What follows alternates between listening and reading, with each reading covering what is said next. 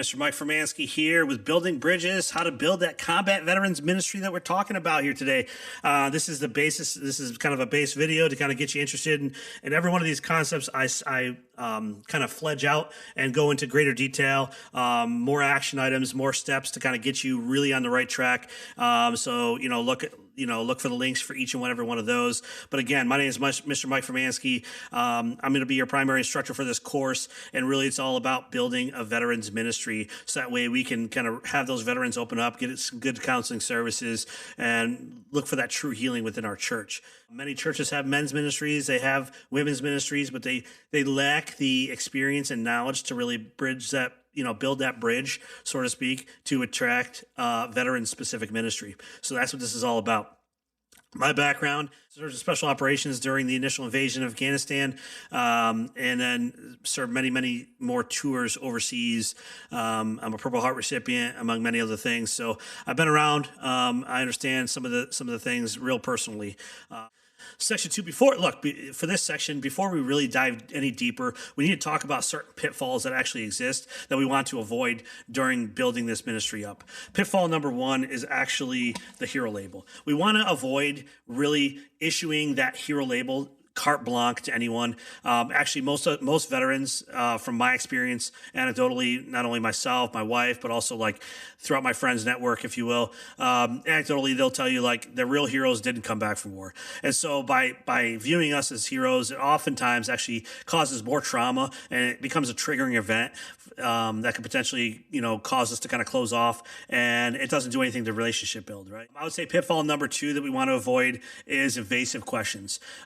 I find this a little bit more acceptable when I did youth ministry. The youth are kind of, especially the boys, are kind of fascinated. Hey, did you kill anybody? Blah, blah, blah, things like that. I find it a little more acceptable from a youth perspective. But as adults, that's really another triggering event. It's another way to kind of close off and create a scenario where, why are you asking me that? And like, what's your intention? What's your goal behind it? So I would argue that, just stay away from those types of questions. We're going to open up when we're ready and when we feel safe enough to do so. Trust me, we have some fun stories, and we have some funny ones, and some all kinds of stuff that we experience in combat. And pitfall number 3 would probably be comparing traumas. Look, trauma of a combat veteran is different from a trauma of a civilian across the board. There's people, I wouldn't go on and say, look, I know what you're going through because I've been through a divorce, or I know what you're going through because I lost a brother, or I lost a sister, or I lost a mother or father, whatever it might be. And even as a combat veteran myself, who's lost people very close to me, I don't ever really compare. I don't ever really say the term like, I know what you're going through because I went through it myself. What's the biblical foundation? Now, remember, I go into this deeper in every section, so stay tuned for those links. What's the biblical foundation? Look, I just want to be honest with you. For me, it's Timothy 2:2, where the things you heard me say, entrust to reliable people who would trust others. The idea here is Paul taught Timothy, who taught reliable people, who then taught others. That's essentially our model here. When I sought out for this ministry, originally I wanted to reach the veterans independently or directly. And I thought that, that's actually not the best approach. It's maybe not even biblical. So our model is to equip you as the minister leaders, the pastors, the staffs, this, that, and the other. And what you'll do is you'll go and equip the volunteers, and then together you'll equip the veterans. Okay. Section 4, this is our meat and potatoes. In section 4, the link I give you, we do a 7-step process. We condense it down to 4 steps. They are numbered in sequence, right? So you want to follow them sequentially. However, they are cyclic in nature, meaning you can go back to them at any time and reform your ministry as your ministry grows. It's very important to do that. So before you minister to any veteran, you need to first educate yourself. So the first step is really personal preparation. So step number 1, personal preparation. This is what's going to build your credibility. No veteran is going to look to open up to someone who doesn't even understand what their military culture and life has been like. If someone graduates high school at 18 years old and then spends the next 20 years of service in the military and experience all kinds of different culture within that military, their culture is now the military. They spent more years in the military than they did in civilian. Encourage you guys to do as action items is number 1, read a memoir, read something that was from a veteran of the military. I'll give you a few examples in the links below. Second, learn military basics, learn certain acronyms, learn the rank structure, learn some of the culture that exists. You can learn that through books, you can learn it through Wikipedia, you can Google it online. It's very simple to do. Study moral injury. Spiritual, spiritual damage. This happens through moral code, understanding that moral injury is not the same as PTSD.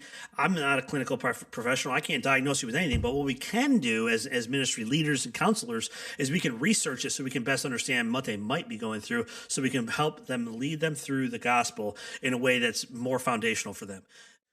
Step two is actually get to know your veterans. Sounds pretty simple, right? Well, you can't really minister to the people that you don't understand. So really step one was building that personal foundation and personally preparing yourself. And now you got to get to know them individually. Every one of your veterans is a little bit different. And so you can do this by a multitude of ways. You can set up coffee meetings. You can set up regularly scheduled meetings. You can have like potlucks. You can have all kinds of stuff. Another creative way might be to just create a simple confidential survey. Where did you serve? How many years? What bases? What was your MOS? Things like that.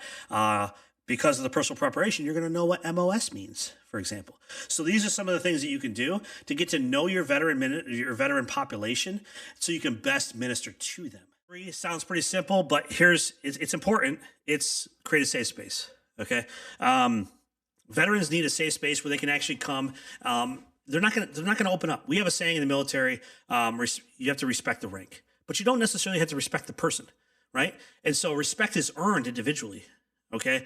And so respect and trust, those are the things that we earn. We earn those through the previous steps, but here's now where we put it into action. We got to create a space where they feel like they are safe. They now trust you. They now respect you. You've earned that in the previous steps. Now they can actually start to open up. And this is where the deeper ministry actually lies. This is where you want to establish the norms for this ministry, meaning is it your confidentiality? It's a judgment-free zone. These types of things that are going to be the norms of this ministry. And that's where you establish this. Okay. And that's why it becomes a safe space where they're able to open up and tell you those stories, tell you those things that are plaguing them, and ask you the really, really tough questions. Okay. The fourth step to this is integrate and multiply. Sounds pretty simple. It's not. Okay. But this is where the veterans now connect with each other. This is where they integrate into a broader church life. See, it's all about integration, not segregation. Yes, veterans are different than just a traditional non-veteran civilian population. However, we want to integrate them. There's benefits and drawbacks to each side. Civilians can lift up the veterans, and veterans can lift up the civilians. And some of the things you can do is you can invite veterans to serve based on their previous experiences, right? You might have veterans who have great logistics support, so they can help the veteran or the church in that way. They might, they could be good security personnel. You might have veterans that have medical backgrounds and training that could be help in that area. Putting the veteran on their next mission is probably the best thing for them. Giving them a sense of purpose, allowing them to showcase their skills is super important. It's important for anyone to be. You want to raise up also veteran leaders. This is a Timothy 2:2 process, right? So I'm equipping you, you're equipping your ministry staff, they're equipping then the veterans who can then really minister to other veterans. That's what it's really all about. Section 5, what do I expect from you? Number one, if you like so far, if you think this is going to work for you guys, go and every one of these sections has a longer video and longer explanations, sources, resources that you can click on. I encourage you to go step by step by step and really fledge out how are we going to form this veteran ministry, what's applicable to our church and our community, and what isn't. Read a book. Read that memoir. That was in our first step, right? In our section 1, you got to prep. So start to prepping.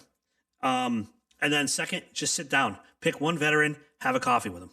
Sit down, start that relationship building. See if this is something that you as a minister, leader, pastor, whatever your position and title is, see if this is something that's calling out to you.